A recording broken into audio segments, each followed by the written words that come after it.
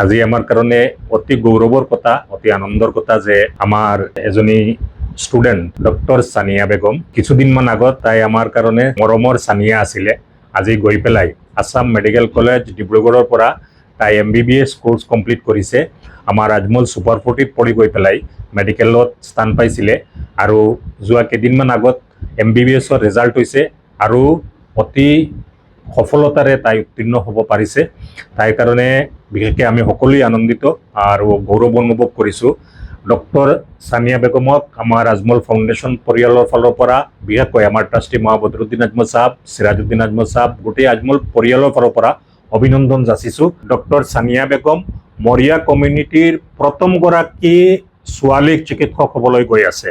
এইটো আমাৰ কাৰণে আজমল ফাউণ্ডেশ্যনৰ বা আজমল সুপাৰ 40ৰ কাৰণে এটা ডাঙৰ কথা যে আমাৰ এইজনী ছোৱালী তাই মৰিয়া কমিউনিটিৰ পৰা প্ৰথমগৰাকী ছাত্ৰী যিজনী মেডিকেল কলেজত MBBS পঢ়ি পেলাই তাই ডক্টৰ হ'বলৈ ওলাই আছে। এইটো আমাৰ কাৰণে অতিকৈ গৌৰৱৰ কথা। আকৌ এবাৰ গোটেই পৰিয়ালক আমি অভিনন্দন যাচিছোঁ। ডক্টৰ সানিয়ালৈ আমি অভিনন্দন যাচিছোঁ।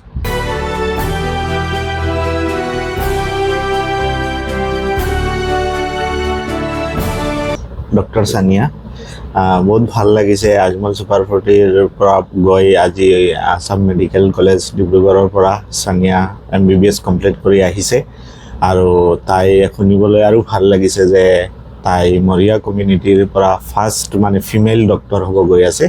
যোৱা বছৰ আমাৰ সাঁওতাল কমিউনিটিৰ যিটো টি ট্ৰাইবৰ আছে তাৰ পৰা মাৰ্টিনা টুডু ফাৰ্ষ্ট ডক্টৰ হৈছিল আৰু এইবাৰ মৰিয়া কমিউনিটিৰো ফাৰ্ষ্ট ফিমেল ডক্টৰ হৈ গৈ আছে। আৰু বেছি ভাল লাগে যেতিয়া আমাৰ আজমল সুপাৰ 40ৰ যিবিলাক ডক্টৰ হৈ আছে চবে যেনেকৈ সানিয়া আজি ঘৰত আহি প্ৰথমেই মানে আজমল সুপাৰ 40 আজমল ফাউণ্ডেশ্যনত আহিছে।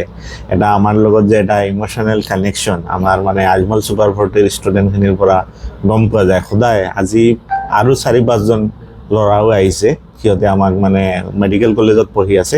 আমি দেখা পাইছোঁ যে কিবা ভেকেশ্যন পালে আহি আমাৰ লগত সদায় লগ কৰে। বহুত সেইটো আমাৰ কাৰণে বহুত সৌভাগ্য। আমাৰ পৰা পাছ হোৱা চব ষ্টুডেণ্ট যে আমাৰ লগত এটা কানেকশ্যন ৰাখিছে।